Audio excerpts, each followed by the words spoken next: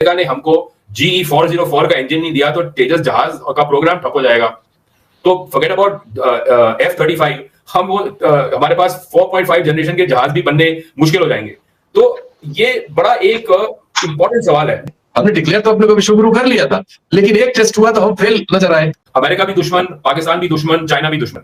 बेवकूफ बना रहे हैं अमेरिका का, चीन भी बना रहा है, पाकिस्तान भी बना रहा है। अब आप ये देखिए कितनी विचित्र बात है। कोई साथ खड़ा नहीं है, ना अमेरिका खड़ा है, ना रूस खड़ा है, ना कोई तीसरा देश, एक देश भी साथ में खड़ा दिखाई नहीं दिया इस जंग में। चीन उसे आधे दाम पे दे रहा है और लॉन्ग टर्म उसमें दे रहा है। हमें खरीदना पड़ेगा, वेस्ट में कहीं से भी खरीदेंगे।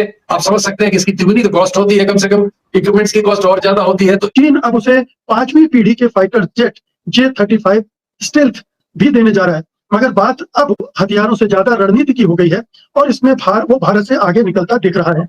तो क्या इस सिचुएशन में पाकिस्तान से भिड़ना खतरनाक होगा? पाकिस्तान के J-35 भारतीयों के हिसाब पर कितने सवार हो चुके हैं कि उनका अपना जो तैयारा था तेजस, जिसको बनाने के लिए उन्होंने कई साल लगा लिए, लेकिन अमेरिका की तरफ से इंजन्स ना मिलने की वजह से अभी भी वो तैयारे सिर्फ पाइपलाइन में हैं, लेकिन अभी तक एक जहाज भी वो बनाकर सामने नहीं ला सके।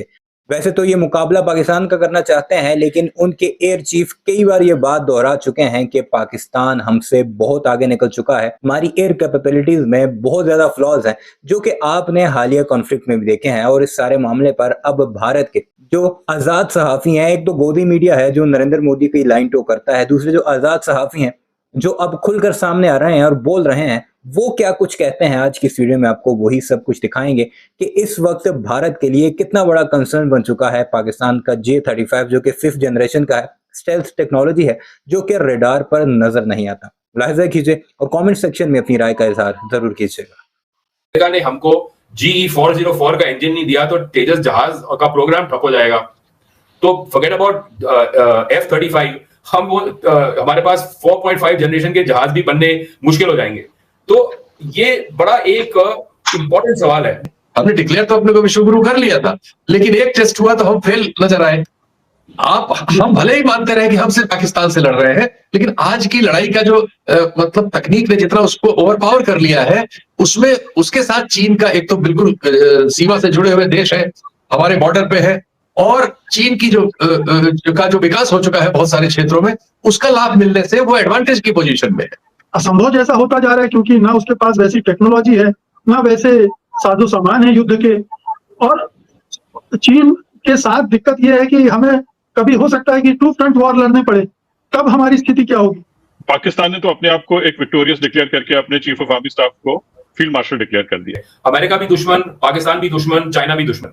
बेवकूफ बना रहे हैं अमेरिका का, चीन भी बना रहा है, पाकिस्तान भी बना रहा है। अब आप ये देखिए कितनी विचित्र बात है। कोई साथ खड़ा नहीं है, ना अमेरिका खड़ा है, ना रूस खड़ा है, ना कोई तीसरा देश, एक देश भी साथ में खड़ा दिखाई नहीं दिया इस जंग में। तो क्या इस सिचुएशन में पाकिस्तान से भिड़ना खतरनाक होगा? अब एक नई भिड़ंत मूल लेना? नहीं, लड़ना भिड़ना तो कहीं भी किसी लेवल पे कोई फायदेमंद चीज नहीं होती। अभी जो आपने जो भी किया, 50,000 करोड़ का भी आपको तय करना पड़ा ना कि आपको रक्षा में और डालना पड़ेगा, जो भी आपने बजट एलोकेशन किया था। तो अभी आपके लोग भी करीब 30-40 लोग उसमें मारे गए, 28 लोग उसमें मारे गए थे पहले। और जो लॉसेस हुए हो आर्मी इक्विपमेंट्स वगैरह के, वो मुझे उसका नहीं जानकारी है, लेकिन वो लोग जानते होंगे। इस तरह के किसी भी मोबिलाइजेशन से लॉस होता ही होता है। आपको नए चैलेंजेस के लिए नए हथियार खरीदने पे जाना पड़ता है, आप प्रोडक्टिव नहीं हो पाते। हम तो इंपोर्ट पर हाई टेक्नोलॉजी में भी निर्भर ही है। चीन उसे आधे दाम पे दे रहा है और लॉन्ग टर्म उसमें दे रहा है। हमें खरीदना पड़ेगा, वेस्ट में कहीं से भी खरीदेंगे।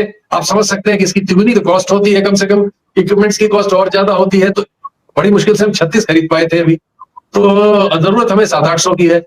बहुत ही ये सब चीजें हमें नए चैलेंजेस में डालेंगी, जो हमारे ऑलरेडी इकोनॉमिक वीकनेस है उसको और वीकन करेंगी।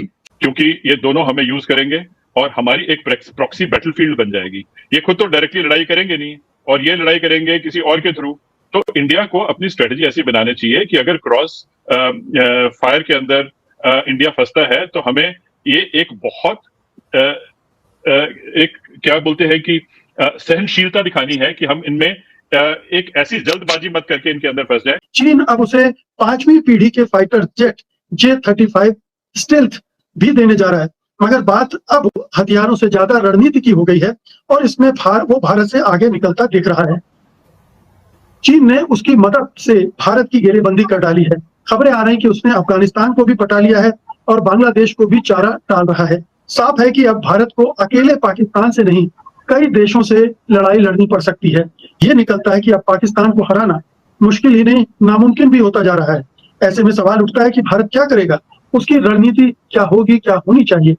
आज इस कार्यक्रम में हम इन्हीं बिंदुओं पर चाइना के ज्यादातर देशों के साथ सबसे बड़ा ही है, भारत समेत। भारत के साथ भी उसका इस सब के बावजूद सबसे बड़ा हिस्सा है। तो ये जो नई परिस्थितियां हैं हमारी, जो सिर्फ ये नहीं होता कि हमारी सेना क्या कर रही है, वो तो अपना काम कर ही रही। हमारा एक सेकंड, लेकिन हमारी जो ये राजनय है, राजनीति जो होती है, खासकर विदेशों से संबंधित राजनीति, वो इस पूरे चक्र में कहीं अब नजर नहीं आ रही है। हमने डिक्लेयर तो अपने को विश्व गुरु कर लिया था, लेकिन एक टेस्ट हुआ तो हम फेल नजर आए। तो वो जरा है कि इस चैलेंज को वो कैसे मीट आउट करेंगे। अभी तो उनको समझ में खुद भी नहीं आ रहा कि वो क्या कर रहे हैं और कहां पहुंच रहे हैं। बिल्कुल नहीं, मैं यहाँ एक छोटा सा सवाल करना चाहता था कि हम चूंकि आज सामरिक दृष्टिकोण से देखना चाह रहे हैं कि पाकिस्तान को ही अगर हमें अपना पहला एनिमी नंबर 1 मानकर उससे लड़ना पड़े, तो हमारे लिए कौन सी चुनौतियां खड़ी हो रही?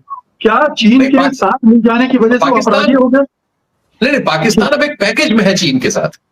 हम भले ही मानते रहे कि हम सिर्फ पाकिस्तान से लड़ रहे हैं, लेकिन आज की लड़ाई का जो मतलब तकनीक ने जितना उसको ओवर पावर कर लिया है, उसमें उसके साथ चीन का एक तो बिल्कुल सीमा से जुड़े हुए देश है, हमारे बॉर्डर पे है, और चीन की जो विकास हो चुका है बहुत सारे क्षेत्रों में, उसका लाभ मिलने से वो एडवांटेज की पोजीशन में है।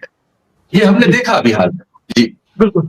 जनरल पन्नू, मैं अब आपसे समझना चाहता हूँ, एडवांटेज की पोजीशन में तो आ गया चीन के भरोसे पाकिस्तान, और बल्कि अगर अफगानिस्तान भी उस गुट में शामिल हो जाता है तो ये और भी स्ट्रांग हो जाता है पाकिस्तान का मामला। भारत के लिए ये कितनी बड़ी चुनौती बन गया? क्या भारत के लिए अब पाकिस्तान को पराजित करना असंभव जैसा होता जा रहा है, क्योंकि ना उसके पास वैसी टेक्नोलॉजी है, ना वैसे साजो सामान है युद्ध के, और चीन के साथ दिक्कत यह है कि हमें कभी हो सकता है कि 2 फ्रंट वॉर लड़ने पड़े, तब हमारी स्थिति। पाकिस्तान ने तो अपने आप को एक विक्टोरियस डिक्लेयर करके अपने चीफ ऑफ आर्मी स्टाफ को फील्ड मार्शल डिक्लेयर कर दिया है। हुआ ऐसे कि पाकिस्तान, चीन और पाकिस्तान अमेरिका, इनकी एक ट्रायंगुलर कॉन्टेस्ट भी है, क्योंकि चाहे यूनाइटेड स्टेट्स ने पाकिस्तान को ऐसे लगता है त्याग दिया है, लेकिन वो इतनी जल्दी त्यागेगा नहीं। तो इनका पाकिस्तान एक कंटेस्टेड स्पेस है, क्योंकि उनकी जियोपॉलिटिकल सिचुएशन ऐसी है कि पाकिस्तान में वेस्ट बाहर नहीं निकलेगा, वो घूमते घुमाते फिर पाकिस्तान में आएगा। इस करके IMF का उनको अगर बेल आउट करने की बात हुई है तो वो वेस्ट बोलता है कि हमारी तरफ देखो, क्योंकि हम भी आपको सपोर्ट करना चाहते हैं। अगर वो उनको सपोर्ट नहीं करते तो शायद वो कंप्लीटली चाइना के उसमें चले जाता। रही बात अभी चाइना से डील करने की, एक तो हमारी जो स्टेट क्राफ्ट ऑफ डिप्लोमेसी है, हम बहुत जल्दी एक नतीजे पे पहुंच जाते हैं और हम अपने पूरे विश्व को हमारा अपना दुश्मन मान के उसके डील करते हैं। मेरा ख्याल ये भी एक बात सही नहीं है। अगर आप किसी को दुश्मन मानोगे और ऐसी बातें करोगे कि सबको पहले दुश्मन डिक्लेयर कर लो, फिर आप सबके लिए तैयारी शुरू कर दो,